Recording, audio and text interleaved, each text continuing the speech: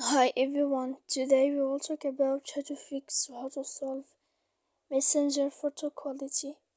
To know how to fix or how to solve Messenger photo quality, you should just go to settings like this. You will click. After that, in this page, you will go to apps, default apps, app settings. When you will see this page, you will go to find the application of Messenger here. And then in this page you will click cross stop. After that you will enter to storage. When you will see this page you will click clear cache. Then you will go to click clear data.